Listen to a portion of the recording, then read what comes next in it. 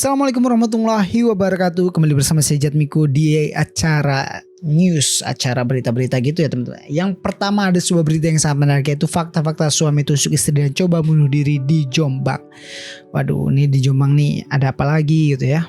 Jadi ini kabar baru di tanggal 22 September 2018. Yang pertama ini terjadi di Jombang teman-teman, Jawa Timur ya. Pelakunya adalah Sutriman, 47 tahun. Tiba-tiba menusuk perut Sugianti, seorang istrinya yang menggunakan pisau dapur. Warga desa Kedung Betik, Kecamatan Kesamben, Kabupaten Jombang lantas mencoba mengakhiri hidupnya dengan pisau yang sama. Berdasarkan keterangan para saksi lanjut selamat, tidak ada pertengkaran antara pasangan Sutriman dan Sugianti sebelum aksi suami tusuk istri terjadi. Menurut warga sekitar bahwasanya Sutriman ini merupakan salah satu pendekar ya, mungkin di perguruan silat mana, pokoknya dikatakan sebuah pendekar. Lalu karena dia dianggap terlalu kebanyakan ilmu sehingga terganggulah kejiwaannya. Jadi rupanya polisi yang terjun langsung memeriksa pelaku menggunakan motif suami tusuk istri menggunakan pisau dapur hingga 2 kali dipicu persoalan asmara ya. Selain itu tersangka kasus KDRT ini dipicu permasalahan ekonomi sebab dari suami sendiri merupakannya seorang petani ya.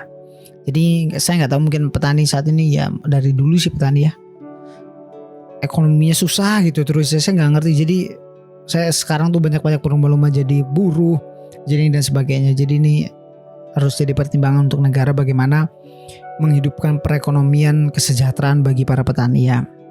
Motif yang pertama masalah ekonomi, memang orang tak punya katanya. Jadi Sutriman hanya buruh tani. Jadi hanya buruh tani dan bukan pemilik tani. Jadi ya dia nggak punya tanah, jadi dia hanya bekerja sebagai buruh tani. Oke, begitu ya. Selain itu lanjut selamat, Sutriman menganiaya istrinya karena cemburu buta, padahal istrinya tidak mempunyai pria idaman lain. Yang kedua, dia sama istrinya kurang serasi.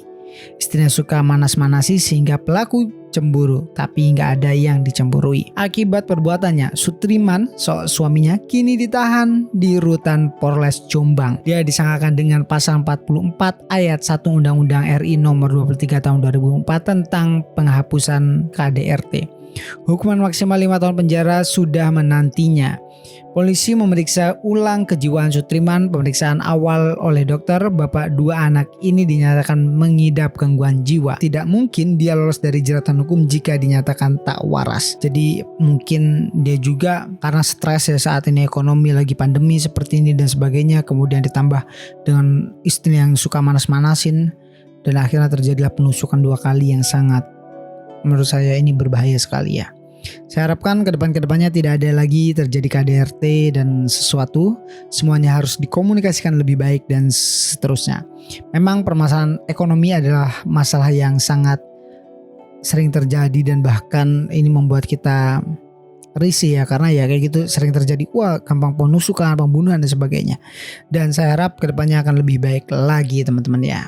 Oke, kita akan beralih ke salah satu berita lagi, yaitu siswa TK SD kelas 1 Turki sudah masuk kelas lagi. Jadi di Turki di sana teman, di Turki di sana itu sudah masuk kelas lagi. Nah, di Indonesia sendiri mungkin kemungkinan besar akan masuk itu di bulan Januari tahun 2021. Sejumlah siswa TK SD 1 di Turki kembali masuk sekolah setelah Turki membuka kembali sebagian sekolah di tengah pandemi Covid. Siswa kelas 1 mengenakan masker pelindung berbaris untuk diambil suhu tubuhnya sebelum masuk gedung sekolah di Florya Ugur College di Istanbul, Turki. Waktu ya tanggal 21 kemarin ya teman-teman. Jadi ini ada beberapa foto yang kita ambil darinya Detiknet. Oke, tetap menjaga jarak, tapi di sana tuh kenapa sedikit banget muridnya ya? Nggak banyak kayak di Indonesia nih. Nih satu kelas aja cuma ada 1, 2, 3, 4. Cuma ada 5 teman-teman ya.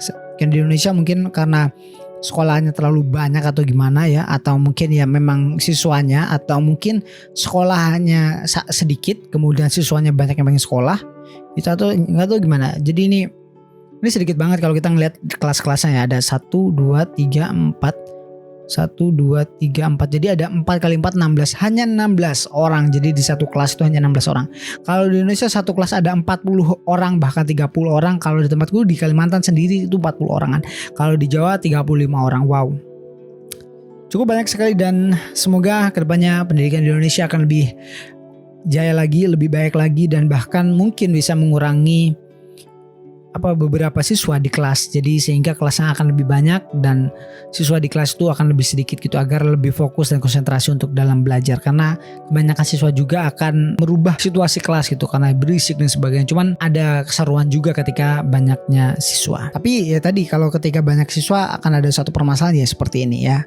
Yaudah, itulah 2 berita yang menarik sekali yang kita bahas pada hari ini di tanggal 22 September 2020. Saya Jatmiko dan saya pamit undur diri dan terima kasih sudah menonton. Jangan lupa untuk like, comment, dan subscribe.